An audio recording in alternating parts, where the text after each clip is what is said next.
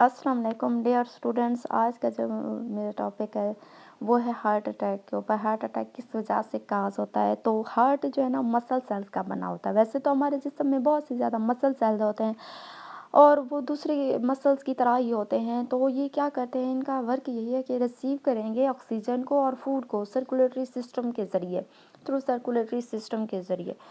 तो इसमें एक करोनरी आर्टरी होती है, वो क्या होती है कि जो ब्लड वेसल्स होंगे जो कि सप्लाई करेंगे ऑक्सीजन की और फूड की टू द हार्ट की तरफ, यानी ऑक्सीजन और फूड हार्ट की तरफ भेजेंगे। वो ब्लड वेसल्स जो ऑक्सीजन और फूड को हार्ट की तरफ भेजेंगे, हम उन्हें करोनरी आर्टरीज कहेंगे। और इनके अंदर एक हार्ट सब्सटेंस भी होगा जिसे प्लेक्यू कहेंगे।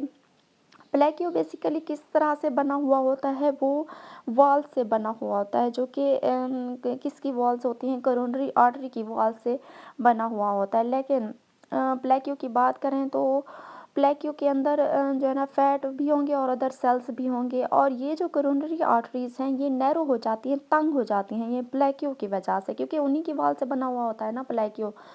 सम टाइम क्या होता है कि ब्लड के क्लॉट फॉर्म हो जाते हैं। अब ये जो क्लॉट होंगे ये ब्लड को हार्ट की तरफ जाने से रोकते हैं, वहाँ पे ब्लॉक्स हो जाते हैं हार्ट के। फिर इसकी वजह से क्या होता है, ब्लड हार्ट की तरफ नहीं जा पाता, जिसकी वजह से हार्ट डाई होना शुरू हो जाता है due to lack of oxygen and food, यानी इन्हीं की कमी की वजह से।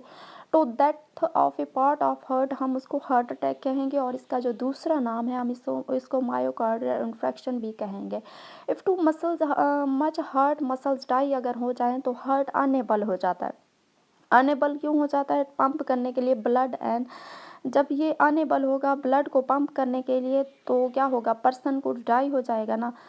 तो इसके बहुत ज़्यादा सिम्टम ओरिजिनेट हुए हैं। तो सबसे जो पहला सिम्टम है, चेस्ट में क्या होता है, पेन हो जाता है। तो पेन होता है, छाती में शॉर्टनेस होगी ब्रीथ की, यानी सांस लेने में कमी होगी और सांस कम हो जाएगी। और हैवी स्वेटिंग होगी, यानी क्या होगा, ज़्यादा पसीना आएगा। हम इसको अवॉइड भी कर सकते हैं। हम किस तरह से अवॉइड कर सकते हैं, हम रेगुलर एक्सरसाइज से। रेगुलर एक्सरसाइज से क्या होगा कि हमारी जो ब्लड सर्कुलेशन होगी वो इंक्रीज़ हो जाएगी पूरी बॉडी के अंदर। यानी अगर ब्लड सर्कुलेशन इंक्रीज़ होगी पूरी बॉडी में तो हार्ट की डिजीज़ से हम बच सकते हैं। दूसरा, हम इसको इस तरह से अवॉइड कर सकते हैं कि हम स्मोक ना करें। अगर हम स्मोक नहीं करेंगे तो हमारा जो ब्लड प्रेशर है वो इंक्रीज़ नहीं होगा। तो हम इस तरह से भी वो